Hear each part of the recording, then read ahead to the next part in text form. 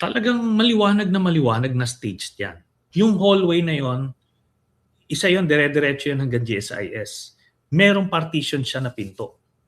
Yung pinto na yon can only be opened from the Senate side.